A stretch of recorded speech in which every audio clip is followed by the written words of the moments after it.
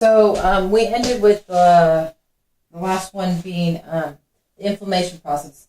So the inflammation process, we went through the steps of that, and of course the last step in the inflammation process is the actual healing process. So let's go into that. We have different types of healing. It can be categorized different types of way, and the process can be applied to different types of classification of wounds. So that can get a little confusing when you think about it. Basically, it works like this. All right, we have your granulation, and your maturation stage. All right, we have the initial phase, which pretty much leaves you off at the end of your inflammation process. It's the process of getting white blood cells there, phagocytosis, which means eating the bad stuff. You have swelling, you have inflammation. The initial phase is essential to healing because it's going to get everything there as far as your blood, the platelets, your white blood cells for immunity, and fibrin for clotting. And of course, you're going to have edema from that. So that is the first phase. The next phase is the granulation and then maturation stage. So they all flow together as far as your inflammation and your healing. Sorry, I wanted to find something really quick. All right, so your initial stages of healing are exactly where you ended off in inflammation. All right, because the last step in inflammation is healing, and of course, this is the beginning of healing. Interesting, right? Okay. So white blood cells going to get there, platelets going to get there, you're going to have edema, you're going to increase blood flow, you're going to have clotting, you're going to have fibrin, you're going to have collagen. These are all part of the process here. All right, so that's your initial phase. After that, you have your granulation stage.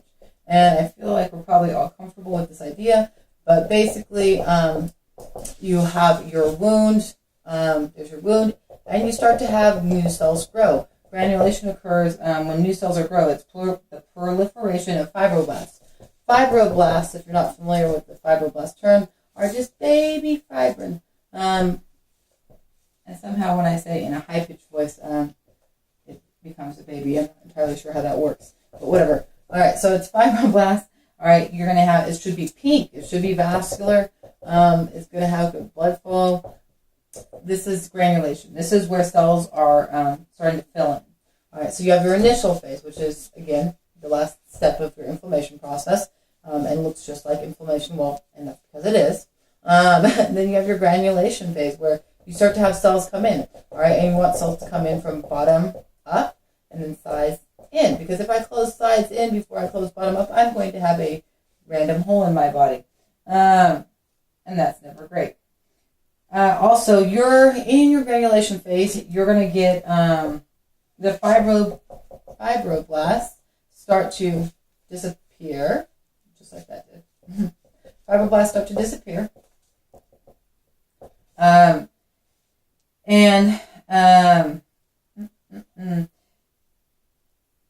I just lost my spot for a second there. I'm sorry, that was the maturation stage. So here you have your fibroblasts coming.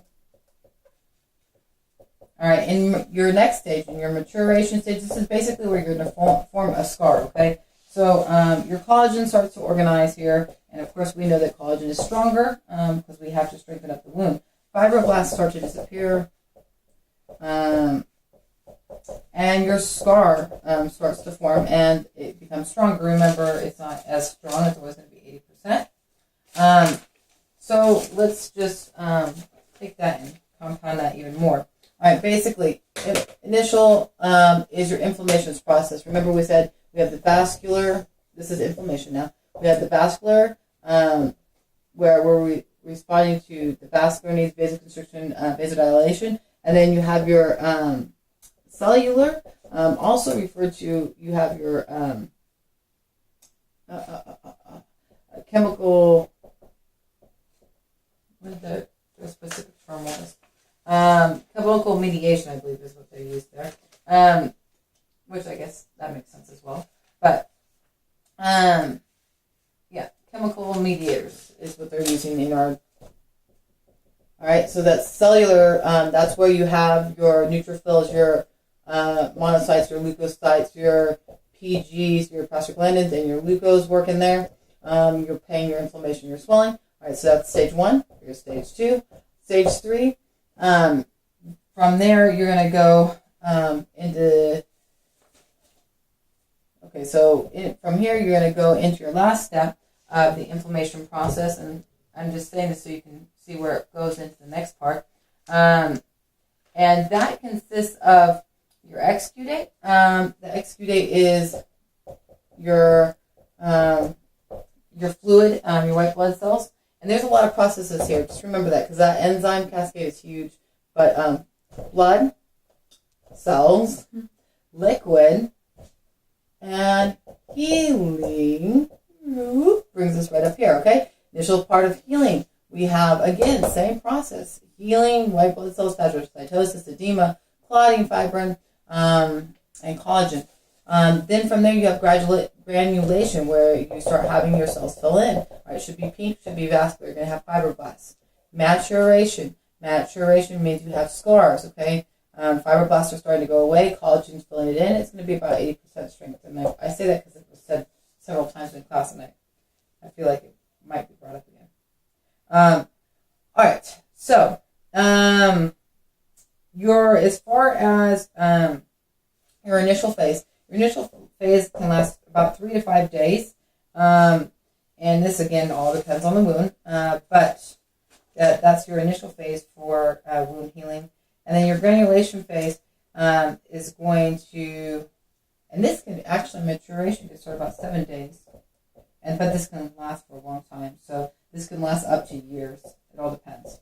And then your granulation is, of course, going to happen after that time period. And again, it really depends on.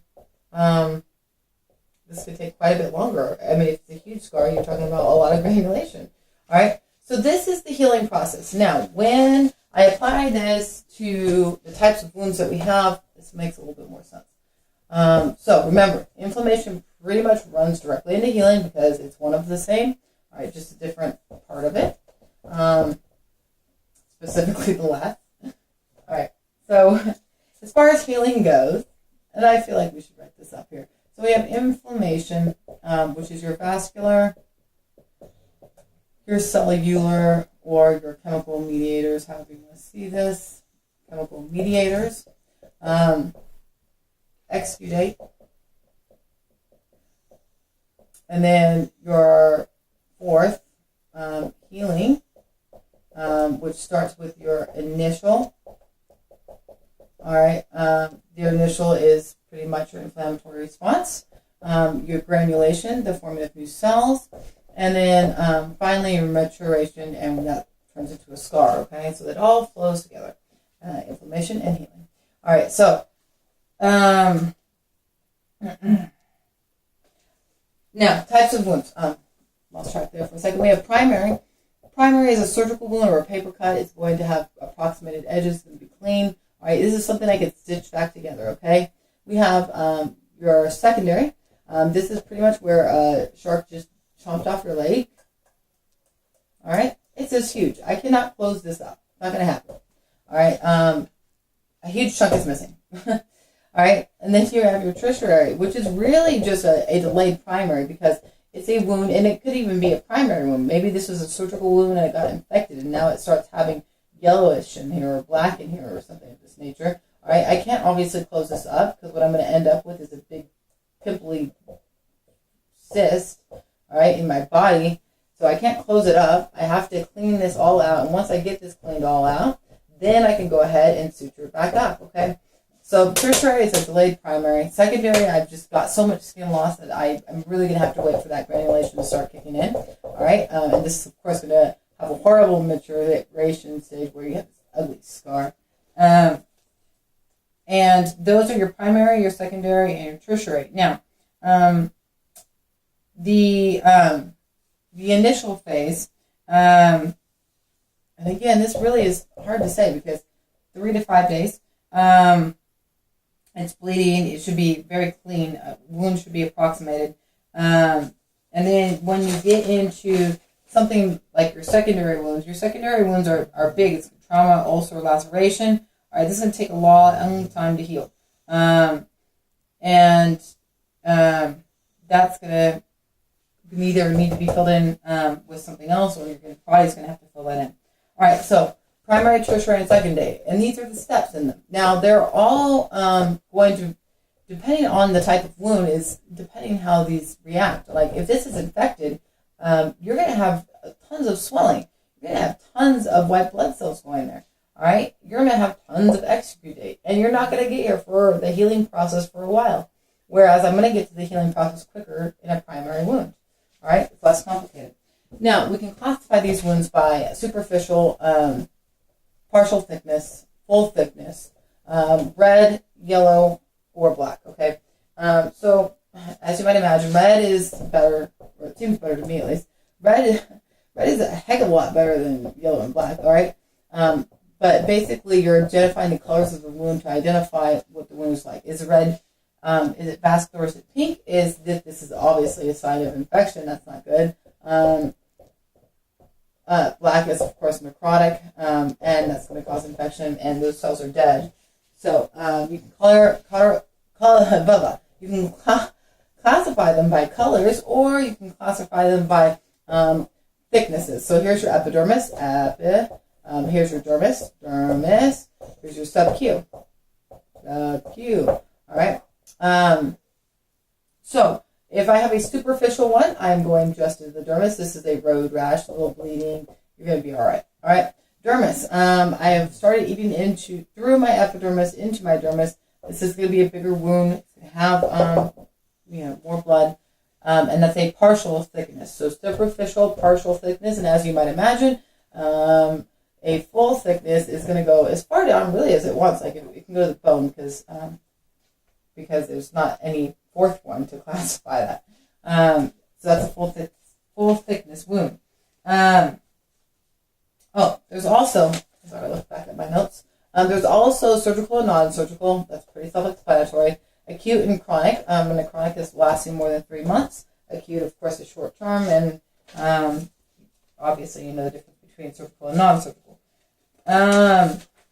So complications on healing. Some of the infection, nutrition. There's tons of different complications that could have. But again, our primary objective was to look at the inflammation process and healing process. So, and that's about it. Bam. There goes chapter 12.